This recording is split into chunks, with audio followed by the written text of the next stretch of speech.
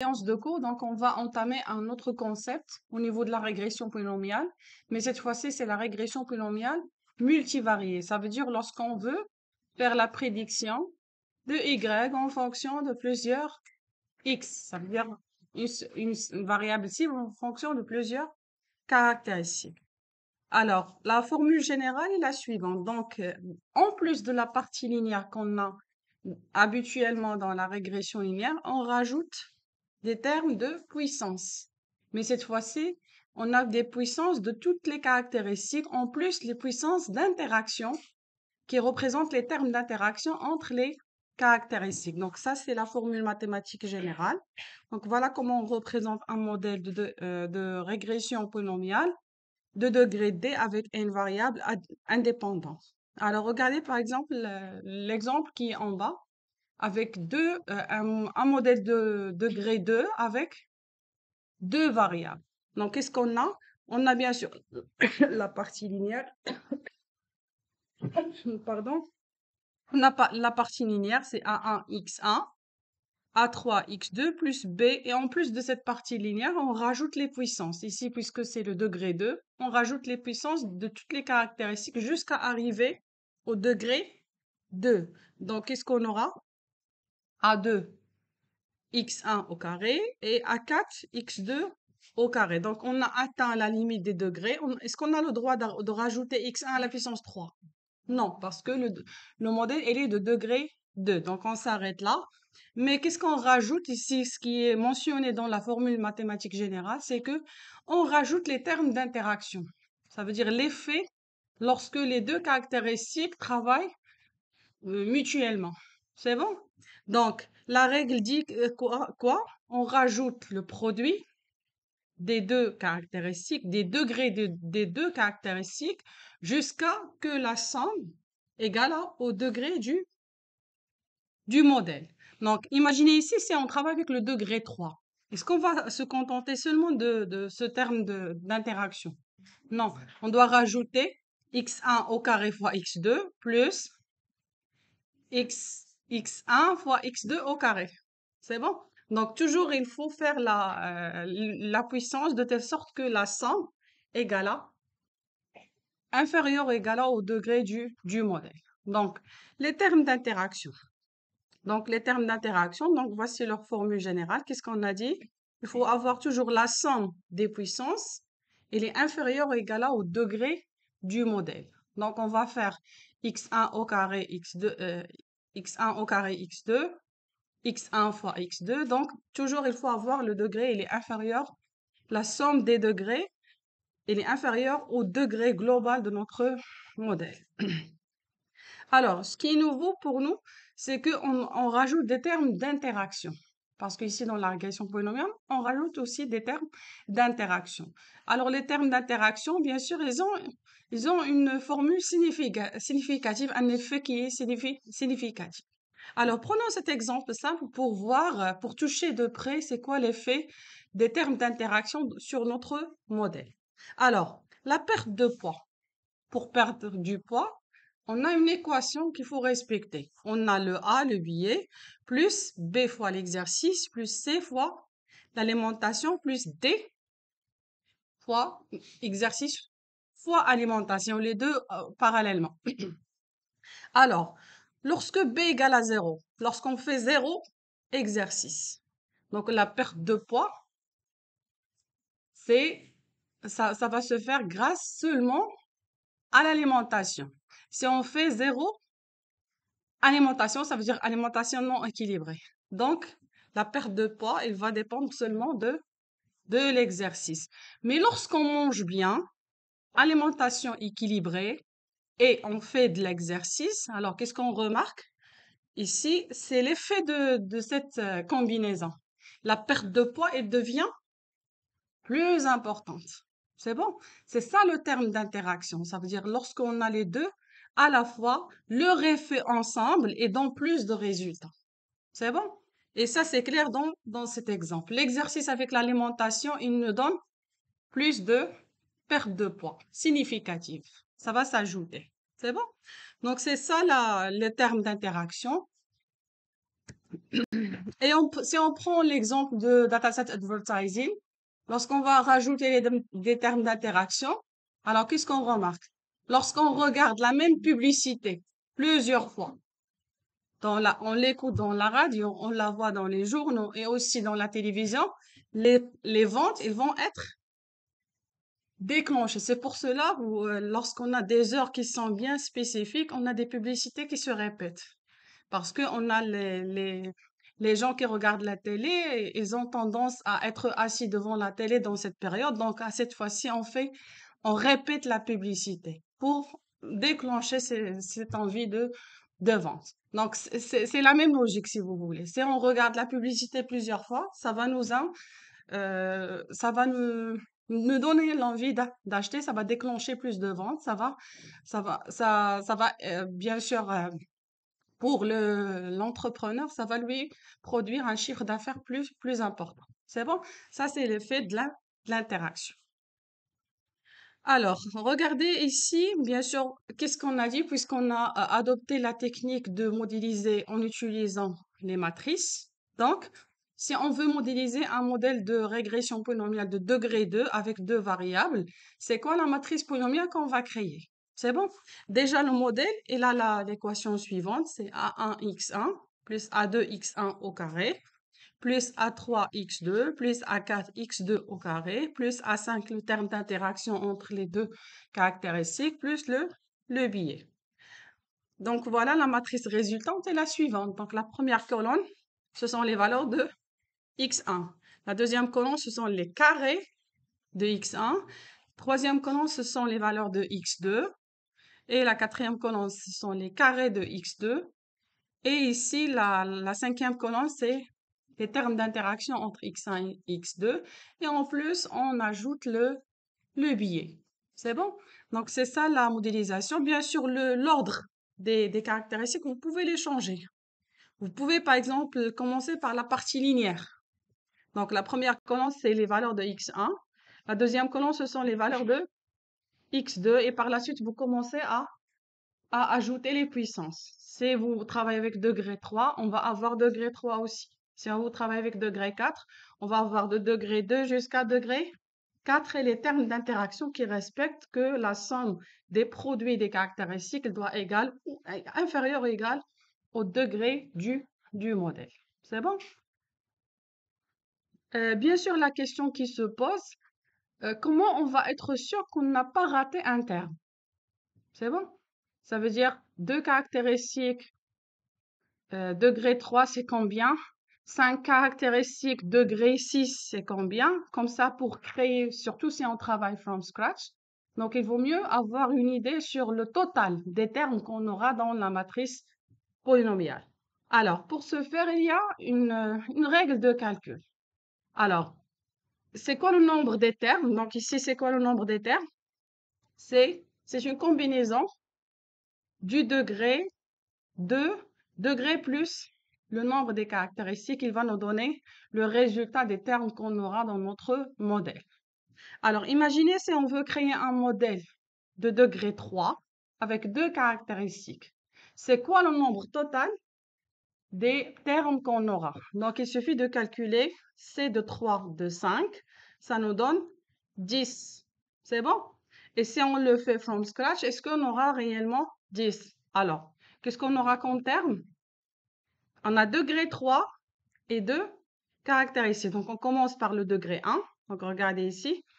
Ça, c'est le biais x1, x2. Ça, c'est le carré de x1. Ça, c'est le terme d'interaction x1, x2. On a le carré de 2, de x2. Par la suite, puisque c'est degré 3, donc vous pouvez, pour le choix, vous pouvez l'organiser comme vous voulez. C'est bon?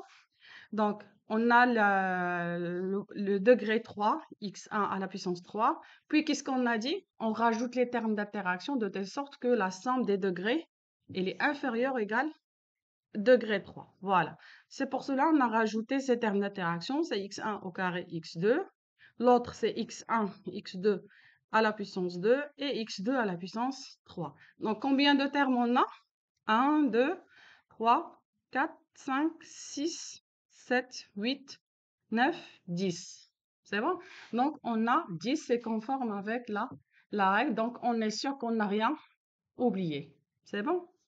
Donc, voilà. Donc, maintenant, on passe à la démo. Donc, un modèle de régression polynomiale. Comment on peut le modéliser en utilisant Jupyter Notebook? Donc, voilà. La même chose, la même technique. C'est bon? La même chose.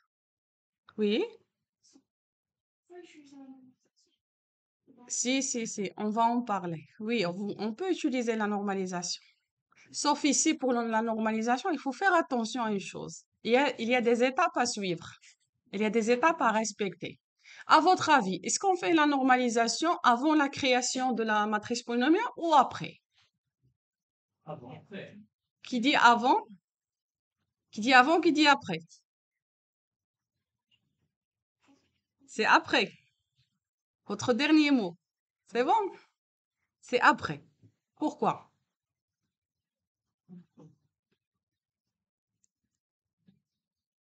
Mhm.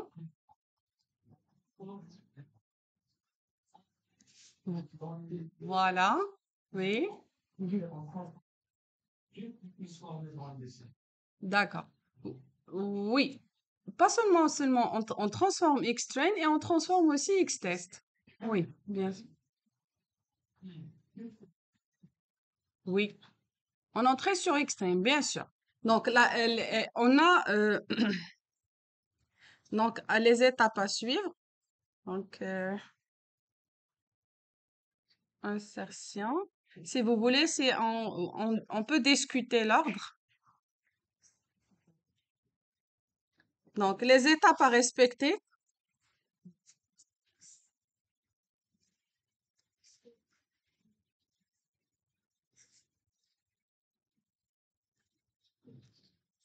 D'une matrice polynomiale pour une régression polynomiale multivariée. Alors, les étapes à suivre, c'est une très bonne question il faut faire attention à ces étapes-là.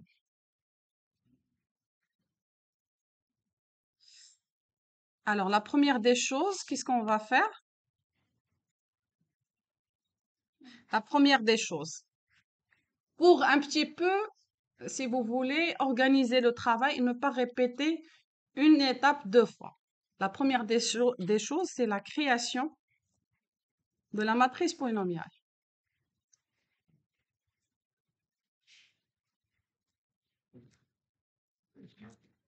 Par la suite, ça c'est étape 1, il vaut mieux numéroter ça. C'est bon?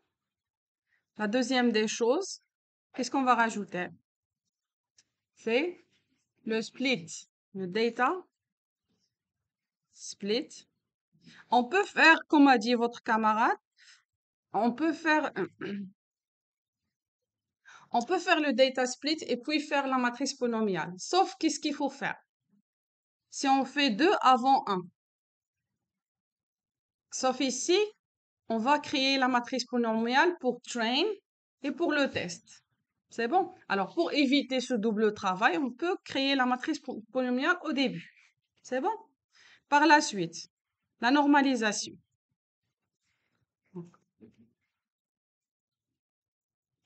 La normalisation et la dernière des choses qu'il faut faire, ajouter l'ajout de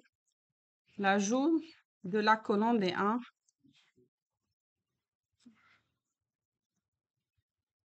1 dans quoi? Dans X train poly et X test.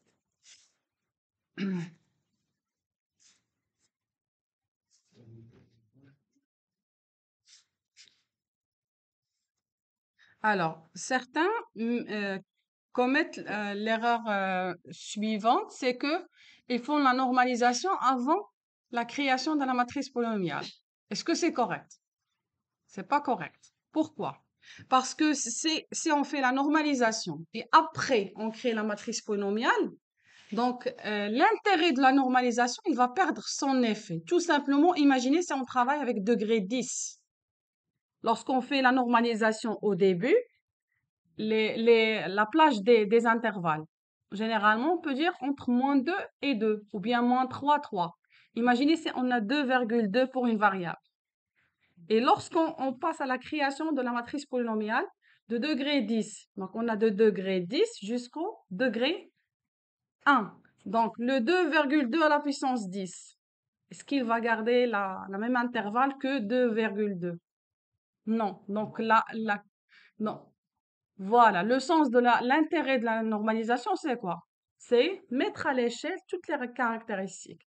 Donc, c'est pour cela qu'est-ce qu'il faut faire? Il faut créer la matrice polynomiale au départ et par la suite normaliser ces caractéristiques qu'on a créées. C'est bon? Donc, il faut faire attention, oui.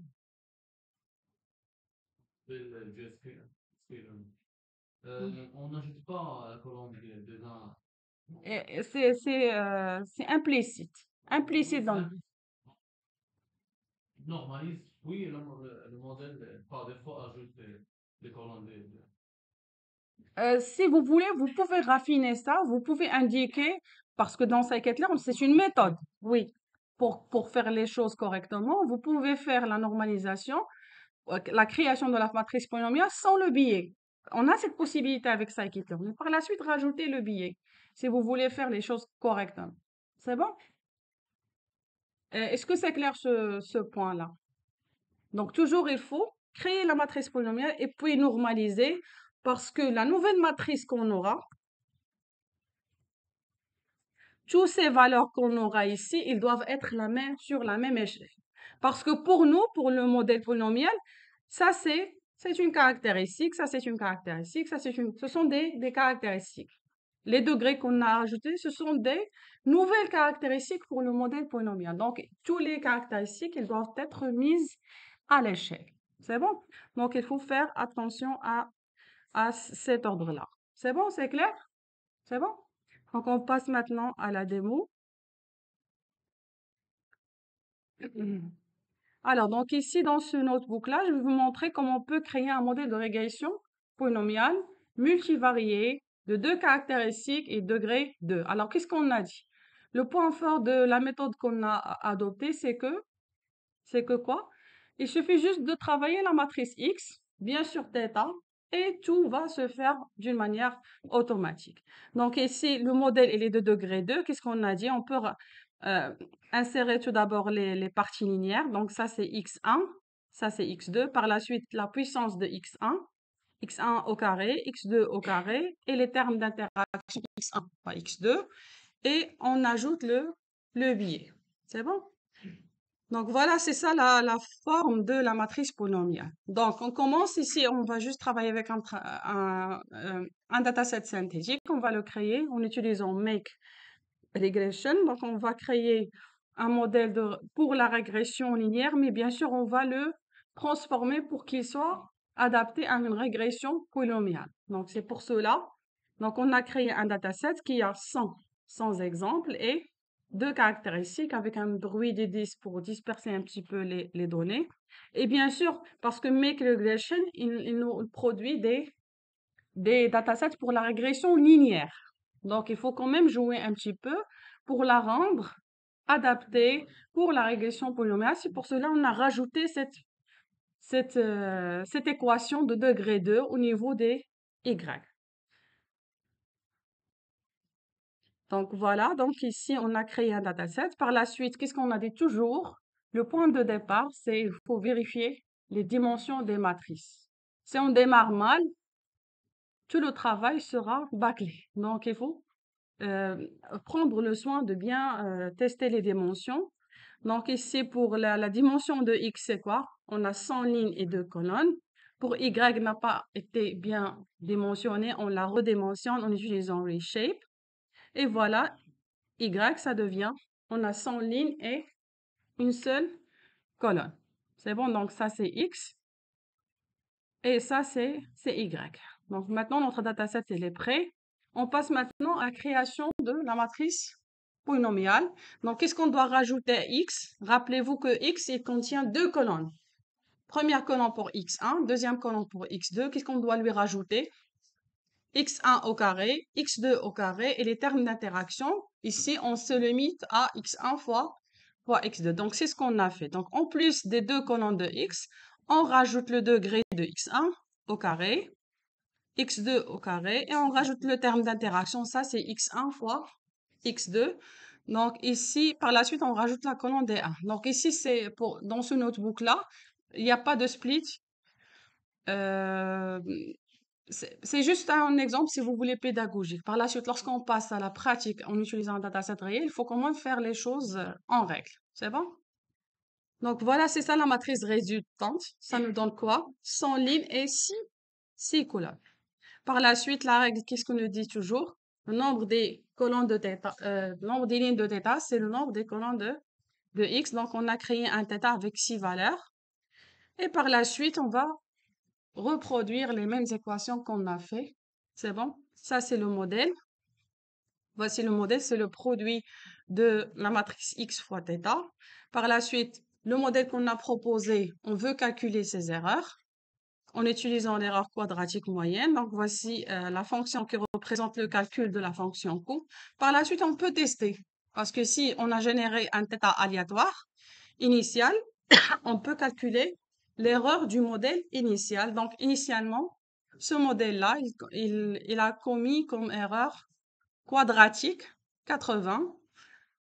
Et par la suite, qu'est-ce qu'on a dit? Il faut optimiser cette fonction coût pour chercher les valeurs des paramètres qui nous donnent le minimum des erreurs possibles en utilisant le gradient et la descente de gradient. Voici la formule. Pardon.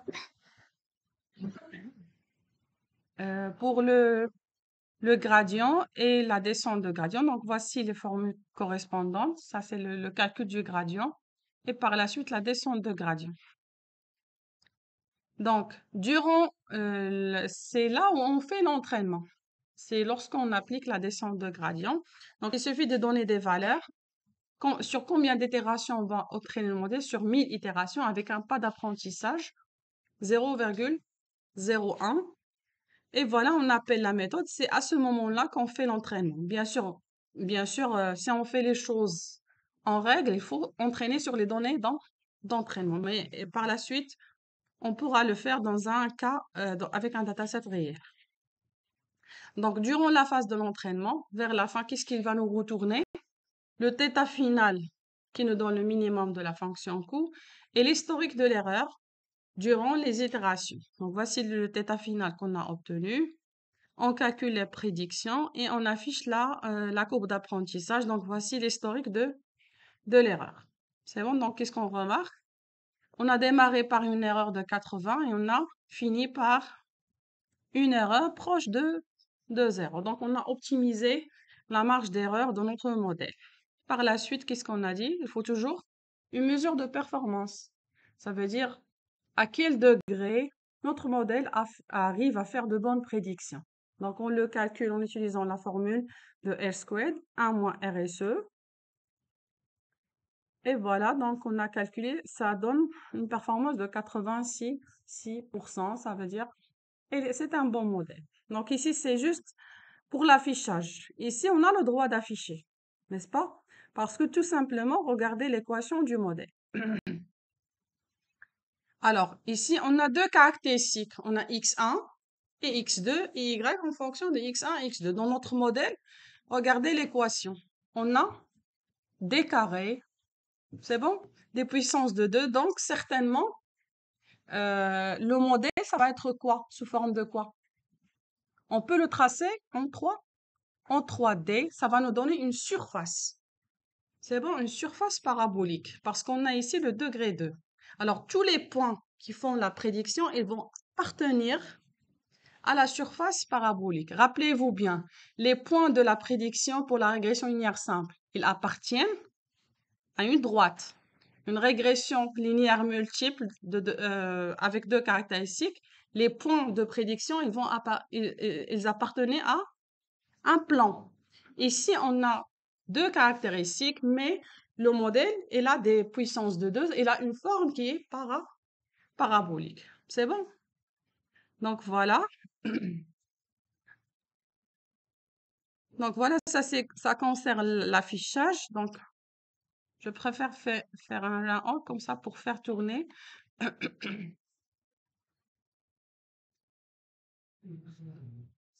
C'est bon?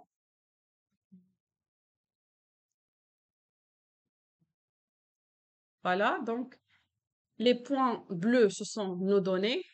C'est bon, les données dans notre asset. Mais la surface en rouge, c'est une surface parabolique en 3D qui héberge quoi? Tous les points de prédiction. Tous les points de prédiction, ils appartiennent à cette surface. C'est bon?